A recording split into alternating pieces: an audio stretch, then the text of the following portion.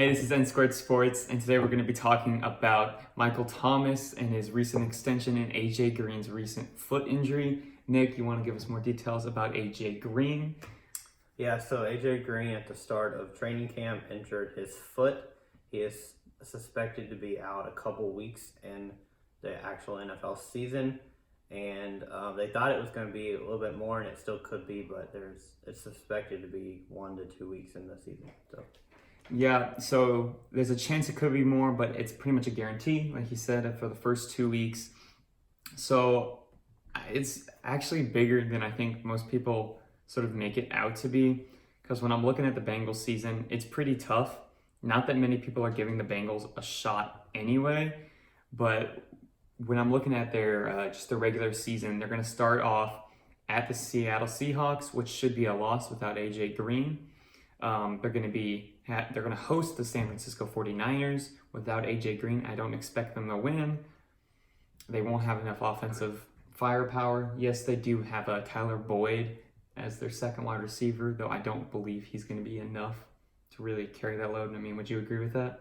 Yeah, I think they don't have a ton of depth at wide receiver, so when he's gone, I mean, they're not really good anyway with AJ Green, and without him, I don't think they'll be anywhere near good. So yeah, so just continuing that point, at the Bills going up to in week 3, so they could potentially start the season off 0-3, and then they're going to go against the Steelers. Yeah, that's 0-4 to start the season. Pretty much by them, statistically speaking, you don't go to the playoffs. The Texans last year were an outlier. So, I mean, they're out. And AJ Green, this injury, in my opinion, just ends their season. Yeah, and I think even with him healthy, when you have the division they have, the Steelers, Ravens are good, and the Browns are even possibly going to be really good this year. So I think even with him, they're not good, but without him, they don't have a chance. Just a quick point I think I want to make is that AJ Green's 31. I think I could see him being traded maybe, because the Bengals are going to have to go complete rebuild. Next year is going to be some more quarterback prospects. Andy Dalton's going to be out the door. He hasn't really done anything. The team needs some youth. AJ Green could be traded, and I could see it happening to some team that's making some late run push. Maybe the Jags, possibly the Colts with AJ Green, T.Y. Hilton as a combo. Yeah. Maybe some other teams out there. Michael Thomas.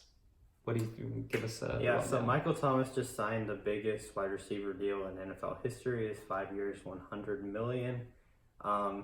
It sounds like an NBA contract when you first think about it. NFL contracts are just now getting to where they're big. They're big contracts now. So I think he deserves every penny of it. I know some other sports analysts have said the same thing, that they're trying to win now, and giving him this contract will just make him more motivated to play hard and to try to make a run when Drew Brees coming.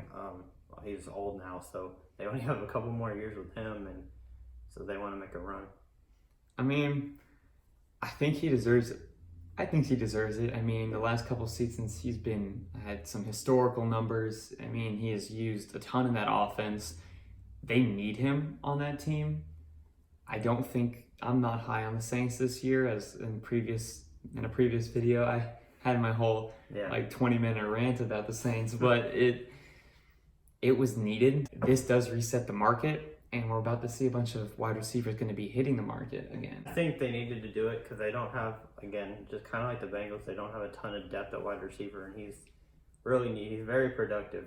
You know, I mean, he's arguably top 5 now in the receivers, and a couple of years ago, you didn't even know who he was. It'll be interesting to see what happens with the Saints this year, because, I mean, people say they're good, some people say they're bad. It's just gonna be interesting to see them this year.